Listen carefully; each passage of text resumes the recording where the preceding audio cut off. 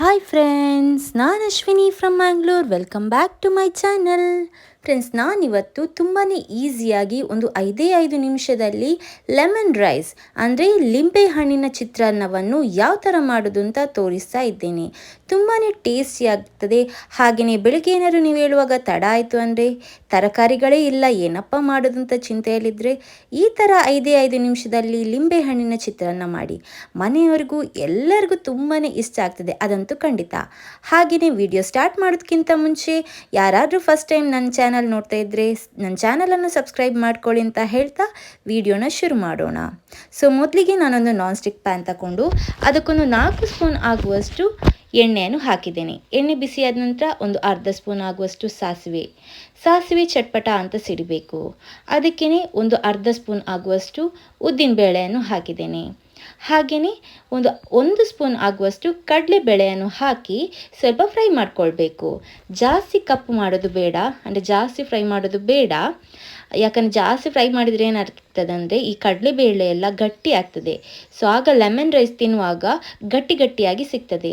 So ಆ ಥರ ಆಗಬಾರ್ದು. ಸ್ವಲ್ಪ ಲೈಟಾಗಿ ಕಲರ್ ಚೇಂಜ್ ಆದರೆ ಸಾಕು. ಅಷ್ಟೊತ್ತಿಗೆ ನಾನೊಂದು ಮಧ್ಯಮ ಸೈಜದ್ದು ಈರುಳ್ಳಿಯನ್ನು ಉದ್ದಕ್ಕೆ ಕಟ್ ಮಾಡಿ ಹಾಕಿದ್ದೇನೆ. ನೀವು ಯಾವ ಸೈಜಲ್ಲಿ ಬೇಕಾದ್ರೂ ಕಟ್ ಮಾಡಬಹುದು. ಹಾಗೆಯೇ ಸ್ವಲ್ಪ ಕರಿಬೇವಿನ ಎಲೆಗಳನ್ನು ಹಾಕಿಬಿಟ್ಟು ಒಮ್ಮೆ ಫ್ರೈ ಮಾಡ್ತಾ ಇದ್ದೇನೆ. ಅಂದರೆ ಈ ಸ್ಮೆಲ್ ಹೋಗಬೇಕು, ಈರುಳ್ಳಿದು ಆ ಘಮ ಬರಬೇಕು, ಅಲ್ಲಿ ತನಕ ಫ್ರೈ ಮಾಡಬೇಕು. ಸೊ ಅದಕ್ಕೇ ಒಂದು 3 ಕಾಳುಮೆಣಸನ್ನು ಈ ರೀತಿ ಕಟ್ ಮಾಡಿಬಿಟ್ಟು ಹಾಕಿದ್ದೇನೆ.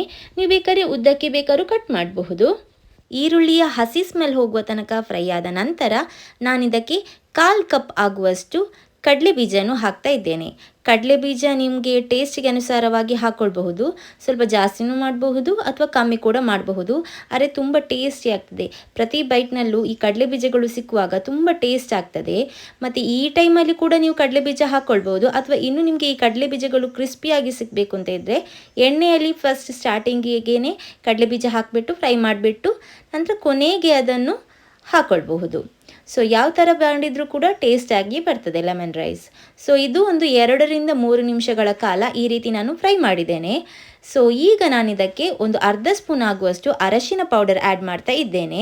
ಹಾಗೆಯೇ ರುಚಿಗೆ ತಕ್ಕಷ್ಟು ಉಪ್ಪನ್ನು ನೋಡಿಬಿಟ್ಟು ಹಾಕ್ಕೊಳ್ಬೇಕು. ಯಾಕಂದರೆ ಅನ್ನ ಮಾಡುವಾಗ ಕೂಡ ನಾನು ಉಪ್ಪು ಹಾಕಿದ್ದೆ. ಸೊ ಹಾಗಾಗಿ ನೋಡಿಬಿಟ್ಟು ಹಾಕ್ಕೊಳ್ಳಿ. ಇನ್ನು ಅರಶಿನ ಪೌಡರ್ ನಾನು ಬಣ್ಣಕ್ಕೋಸ್ಕರ ಹಾಕ್ತಾ ಇದ್ದೇನೆ. ನಿಮಗೆ ಜಾಸ್ತಿ ಅರಶಿನ ಅಂದರೆ ಯೆಲ್ಲೋ ಕಲರ್ ಇಷ್ಟ ಇಲ್ಲದ್ರೆ ಒಂದು 1/4 ಸ್ಪೂನ್ ಹಾಕಿದ್ರೂ ಸಾಕು. ನಾನು ಅಂದರೆ ನನಗೆ ಜಾಸ್ತಿ ಕಲರ್ಫುಲ್ ಆಗಿದ್ದರೆ ಚೆನ್ನಾಗಿ ಕಾಣ್ತದೆ ಮತ್ತು ಹೆಲ್ತಿಗೂ ಕೂಡ ಒಳ್ಳೆಯದಲ್ವ, ಅದಕ್ಕೋಸ್ಕರ ಅರ್ಧ ಸ್ಪೂನ್ ಹಾಕಿದ್ದೇನೆ. ಒಮ್ಮೆ ಚೆನ್ನಾಗಿ ಮಿಕ್ಸ್ ಮಾಡಿದ ನಂತರ ಕೊತ್ತಂಬರಿ ಸೊಪ್ಪು, 1 ಹಿಡಿಯಷ್ಟು ಕೊತ್ತಂಬರಿ ಸೊಪ್ಪು ಹಾಕಿದ್ದೇನೆ. ಒಳ್ಳೆ ಘಮ ಬರ್ತದೆ, ಅದಕ್ಕೋಸ್ಕರ ಈ ಥರ ಮಿಕ್ಸ್ ಮಾಡಿಬಿಟ್ಟು ಗ್ಯಾಸನ್ನು ಆಫ್ ಮಾಡಿದ್ದೇನೆ. ಇನ್ನು ಇದಕ್ಕೆ 1 ಲಿಂಬೆ ಹಣ್ಣಿನ ರಸ, ಅಂದರೆ 2 ಹೋಳು ಲಿಂಬೆ ಹಣ್ಣಿನ ರಸ ಹಾಕಿದ್ದೇನೆ. ಚೆನ್ನಾಗಿ ರಸಭರಿತವಾದ ಲಿಂಬೆ ಹಣ್ಣನ್ನು ತಗೊಂಡಿದ್ದೇನೆ. ಸೊ ರಸ ಏನಾದರೂ ಕಮ್ಮಿ ಇದ್ದರೆ 2 ಲಿಂಬೆ ಹಣ್ಣು ಹಾಕಿದರೂ ನಡೀತದೆ. ಸೊ ಈಗ ಇಷ್ಟೇ. ಇದಕ್ಕಿನ್ನು ಅನ್ನ ಹಾಕಿದರೆ ಸಾಕು. ನಾನು ಆಲ್ರೆಡಿ 1 ಪಾವಷ್ಟು ಅನ್ನ ಮಾಡಿಟ್ಟಿದ್ದೇನೆ, ಅದನ್ನು ಹಾಕ್ತಿದ್ದೇನೆ. 1 ಪಾವ ಅಂದರೆ 1 ಲೋಟದಷ್ಟು ಅನ್ನ. ಸೊ ಉದ್ರಾಗಿರಲಿ ಅನ್ನ. ಯಾವುದೇ ಅನ್ನವನ್ನು ತಗೊಳ್ಬಹುದು, ಅಂದರೆ ಯಾವುದೇ ರೈಸಲ್ಲಿ ನೀವು ಅನ್ನ ಮಾಡಬಹುದು. ಬಾಸ್ಮತಿ ರೈಸಲ್ಲಿ ಕೂಡ ಮಾಡಬಹುದು. ನಾನು ನಾರ್ಮಲ್ ಆಗಿರೋ ಅಂದರೆ ರೇಷನ್ ಅಕ್ಕಿಯಿಂದ ಮಾಡಿದ್ದೇನೆ.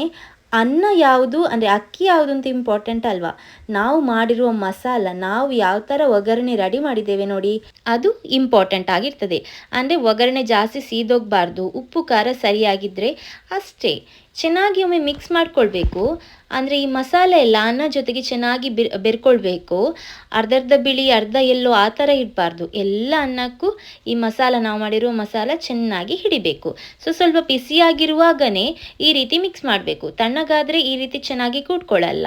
ಹಾಗಾಗಿ ಸೊ ಇಷ್ಟೇ, ಇದು ಜಾಸ್ತಿ ಕೆಲಸನೇ ಇಲ್ಲ. 5 ನಿಮಿಷದಲ್ಲಿ ಲೆಮನ್ ರೈಸ್ ರೆಡಿ ಆಗ್ತದೆ. ರುಚಿನೂ ಇರ್ತದೆ, ತರಕಾರಿಗಳು ಬೇಡ, ಕಡಿಮೆ ಖರ್ಚಲ್ಲಿ ಆಗ್ತದೆ. ಸೊ ಬೆಳಿಗ್ಗೆ ಏನಾದ್ರು ಏಳುವಾಗ ಲೇಟ್ ಆದರೆ ಈ ರೀತಿ ಲೆಮನ್ ರೈಸ್ ಕೂಡ ಮಾಡಬಹುದು. ಸೊ ಇವತ್ತಿನ ವಿಡಿಯೋ ನಿಮಗೆಲ್ಲರಿಗೂ ಸಹ ಇಷ್ಟ ಆಗಿದೆ ಅಂತ ಅಂದ್ಕೊಳ್ತೇನೆ. ಲೆಮನ್ ರೈಸನ್ನು ನೀವು ಕೂಡ ಮನೆಯಲ್ಲಿ ಟ್ರೈ ಮಾಡಿ. ಹಾಗೆಯೇ ನಿಮ್ಮ ಕಮೆಂಟ್ಸಲ್ಲಿ ತಿಳಿಸಿ ಹೇಳಿ, ನೀವು ಯಾವ ಥರ ರೆಡಿ ಮಾಡಿದ್ದೀರಿ, ಮನೆಯಲ್ಲಿ ಯಾವ ಥರ ಅವರಿಗೆ ಟೇಸ್ಟ್ ಅನ್ನಿಸ್ತು, ಯಾವ ಥರ ಹೇಳಿದರು, ಏನು ಹೇಳಿದರು ಅಂತ ಕಮೆಂಟ್ಸಲ್ಲಿ ಹೇಳಬೇಕು. ಹಾಗೆಯೇ ನಿಮ್ಮ ಫ್ರೆಂಡ್ಸ್ ಫ್ಯಾಮಿಲಿಗೆಲ್ಲ ಈ ವಿಡಿಯೋನ ಶೇರ್ ಮಾಡಿ. ಸೊ ಯಾರೆಲ್ಲ ಮೊದಲ ಸಲ ನನ್ನ ವಿಡಿಯೋನ ನೋಡ್ತಾ ಇದ್ದೀರಿ ಖಂಡಿತ ಸಬ್ಸ್ಕ್ರೈಬ್ ಆಗಿ. ಸೊ ವಿಡಿಯೋ ನೋಡಿದ್ದಕ್ಕೆ ಥ್ಯಾಂಕ್ ಯು ಸೋ ಮಚ್. ಇದೇ ಥರ ಸಪೋರ್ಟ್ ಮಾಡಿ. ನಿಮ್ಮ ಸಪೋರ್ಟ್ ನನ್ನ ಮೇಲೆ, ನನ್ನ ಚಾನಲ್ ಮೇಲೆ ಸದಾ ಇರಬೇಕು.